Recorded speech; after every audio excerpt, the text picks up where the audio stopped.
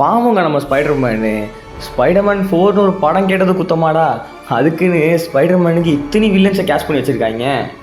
Spiderman 4ல் ரூமர்ட் and confirmed வில்லன்ஸோட லிஸ்ட்டை நம்ம பார்ப்போம். எத்தனை பேர் இருக்காங்க நீங்களே பார்த்து தெரிஞ்சுக்கோங்க. கன்ஃபார்ம்டு கேரக்டர்ஸ்னு பார்த்தீங்கன்னா நம்ம ஸ்கார்பியன், அப்புறம் ஹல்க்கும் வில்லன்னு சொல்லிட்டு இருக்காங்க. பனிஷருமே ஒரு கைண்ட் ஆஃப் வில்லன்னு பேசிகிட்டு இருக்காங்க. இதுக்கு இடையில நம்ம வெனமோட சிம்பியாட் கொஞ்சம் அங்கே சுற்றிட்டு இருக்கு, அதுவுமே வில்லனாக வருது அப்படின்னு பேசிகிட்டு இருக்காங்க.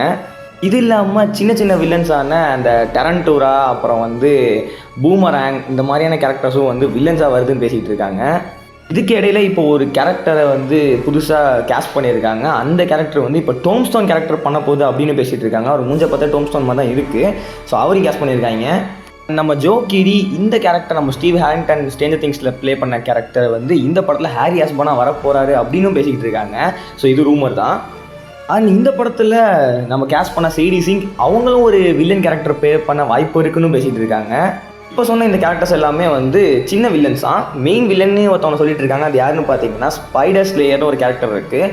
இந்த கேரக்டர் காமிக்ஸில் இருக்குது. ஸோ அந்த கேரக்டர் தான் இவங்களுக்கு மெயின் வில்லனாக ப்ளே பண்ண போதுன்னு சொல்லிட்டு இருக்காங்க. மனுஷனுக்கு எத்தனை வில்லன்னே எனக்கு தெரியலப்பா சீரியஸாக. எனக்கு தெரிஞ்சு ஸ்பைடர்மேன் படம் இல்லை, ஸ்பைடர்மேன் வில்லனுக்கான படம் நினைக்கிறேன். எனக்கு தெரிஞ்சு நம்ம ஸ்பைடர்மேன் இந்த லியோ படத்தில் வர அனுராக் கிஷன் மாதிரி ஒரு சின்ன கேமியோ பண்ணிட்டு தான் அந்த படத்தில் போவார்னு நினைக்கிறேன். கேட்டு வாங்கினாண்டா.